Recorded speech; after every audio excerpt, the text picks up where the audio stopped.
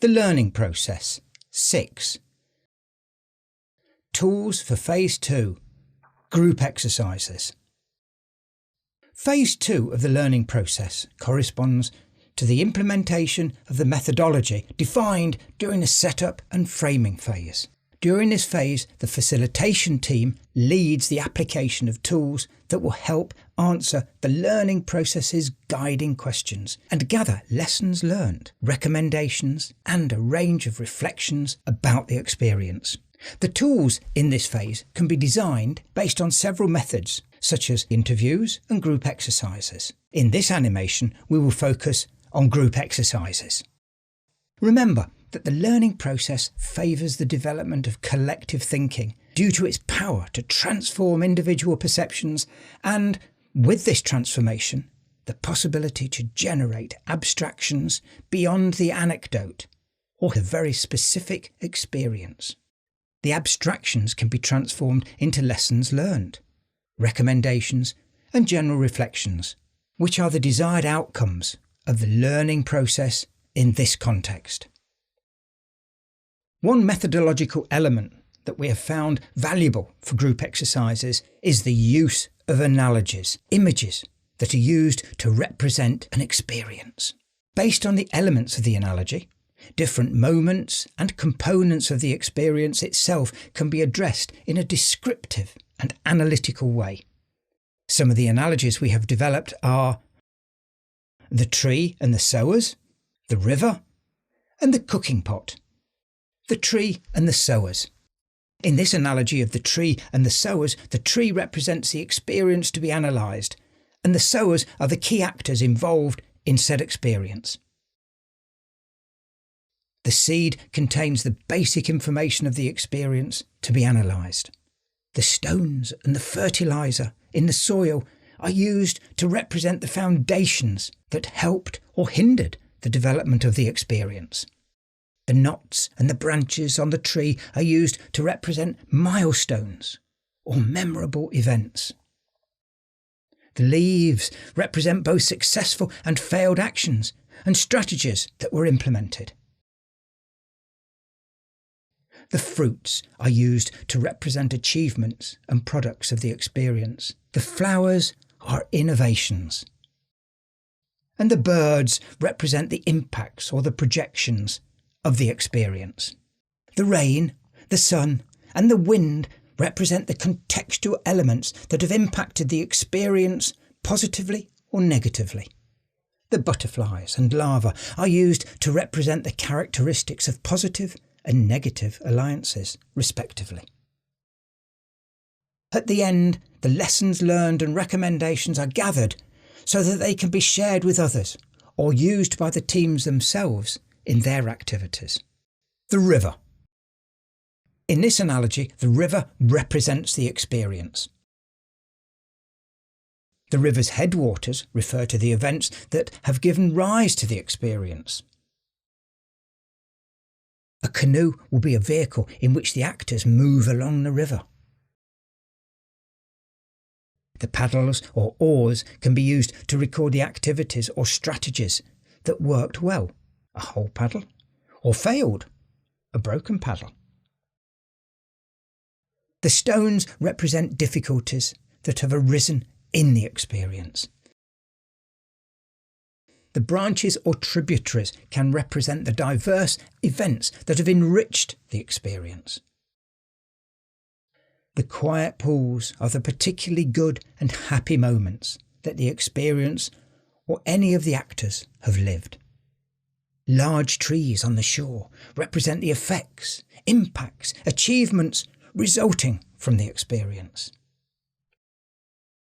In this analogy, the forest and the river animals are messengers who, from time to time, ask the actors questions.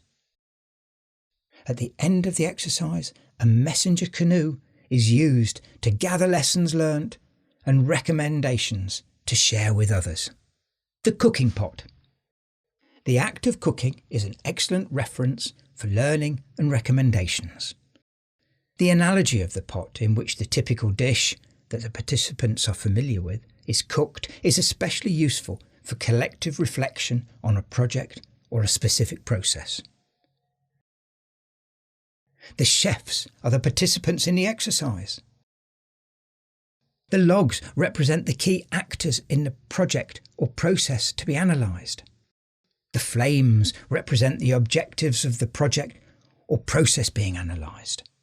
The walls of the pot are used to represent activities or other background actions carried out during the experience's design phase.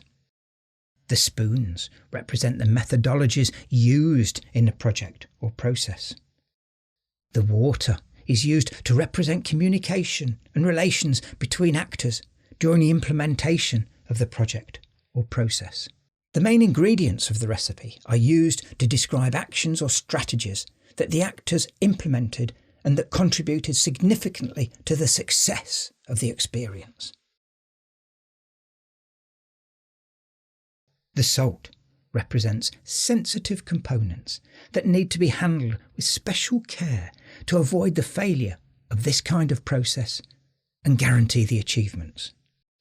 The special touches, herbs or small key ingredients are used to represent innovations. Additionally, reflections about what was left out of the pot and what should never have gone into the pot are gathered. The cooked meals represent products and achievements. And when we go out and share the dishes with neighbours, we include elements that represent the effects and impacts achieved or expected from the project. The final test. Did the meal turn out how we expected? It is used to make the individual balance between what everybody expected from the project or process when it began and what they obtained in the end.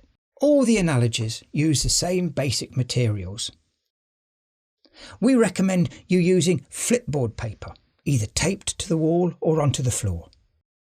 Between 4 or 6 pieces of paper forming a large grid, which will be the stage where everything will take place. Construction paper or index cards in several colours and cut into different shapes depending on the analogy will be used. A pair of scissors, fine and broad tipped markers, and masking tape.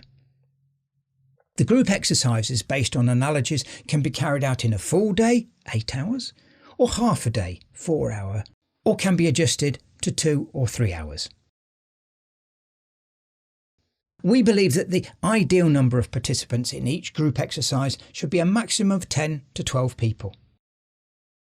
However, when 8 hours or more are available, group exercises can be carried out where the participants are divided into smaller groups, and each one of them works simultaneously on the corresponding analogy.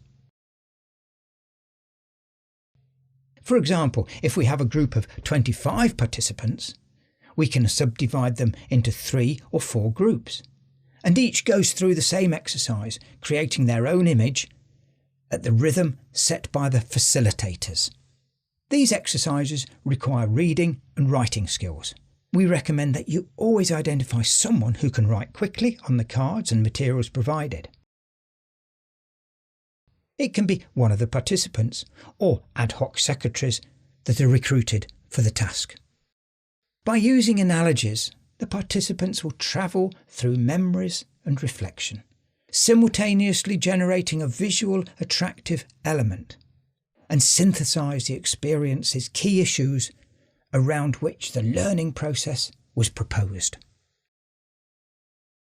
In the end, there'll be several products: a timeline, perceived achievements, successful and failed actions, lessons learned, recommendations, and analysis of alliances, impacts and projections, amongst others. The possibilities for metaphors are infinite. Those we have designed, some of which we have included in this toolkit, can be used as inspiration to create your own designs and generate the images that best represent the experiences to be analysed. After having reviewed in detail the tools used in Phase 2, in the next video we will look at Phase 3, during which the learning process report is developed, presented and validated.